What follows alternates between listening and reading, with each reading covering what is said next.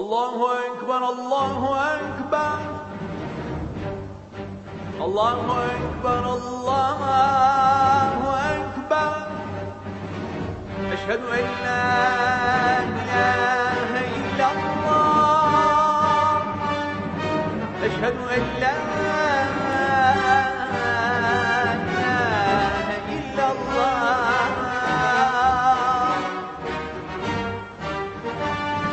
أشهد أن محمدا رسول الله.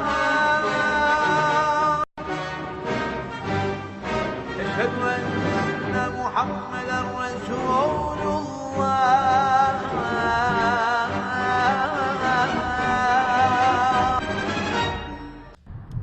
At first glance, Shelbyville is your typical sleepy southern town. It's nestled in Middle Tennessee, where the walking horse is king.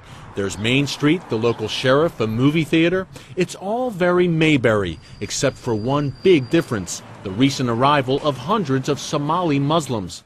Shelbyville, Tennessee is about an hour's drive from Nashville, in the heart of the Bible Belt. This is small town USA, and like many Americans, people here knew little about Somalia other than the 1993 Black Hawk Down incident, in which 18 U.S. servicemen were killed while battling Islamic jihadists and warlords in the Somali capital of Mogadishu.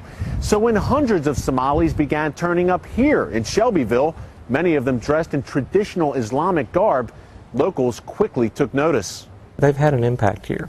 Unfortunately, it's not been a good impact. Local columnist Brian Mosley won an award from the Associated Press for a series of articles he wrote about Shelbyville Somalis. I found that there was just an enormous culture clash going on here. The Somalis were, according to many of the people I've talked to here, were being very, very rude, inconsiderate, being very demanding. They would go into stores and haggle over prices. Their culture is totally alien to anything that the folks here are used to. The problems extend to local schools, where some Somali students won't talk to female administrators. There's also been issues with local law enforcement. I'm not really sure if that's because of their experiences with the police in their country, or if that's just the way their culture is. Shelbyville is home to about 17,000 people. The town's Somali population is estimated between 400 and 1,000. Mosley says the Somalis have isolated themselves from the rest of the community. We're talking about people that have not had any experience with Western civilization. They don't know the language. Things like running water are a miracle to some of these folks. Abdurazak Hassan is director of the Somali Community Center in nearby Nashville. He says the state of Tennessee has no programs to help immigrants integrate into their new surroundings. They come, and the only thing they can do is to go to work. From work to apartment, they're totally isolated, you know, and there's no interaction between them and the locals. He says some have even expressed a desire to return to Somalia. A lot of them face eviction, like, you know, they put in an apartment complex that costs $600 a month, and they can't get a job that gives them that much money. So how did so many Somalis end up in rural Shelbyville? The answer can be complicated. The State Department helps resettle refugees from war-torn countries like Somalia here in the United States. The resettlement project is one part of a taxpayer-funded refugee aid program with a $1 billion budget. Immigrants are chosen from UN refugee camps. The selected refugees then undergo a few days of cultural orientation and are on their way to America. The U.S. takes in more refugees than any other country, with a cap of about 80,000 this year. What we do is we look at the most vulnerable groups of refugees. Todd Pierce works for the State Department's Bureau of Population, Refugees, and Migration. He says the resettlement program helps America's image in the eyes of the world. It's one of the best facets of America is that we're a very generous, hospitable country. This is something that's been bipartisan for decades now. We've brought people in. We look at Africa, we look at the Middle East, we look at Southeast Asia. More than 150,000 Somalis now live in the United States, most in larger cities like Minneapolis, Nashville, and Seattle.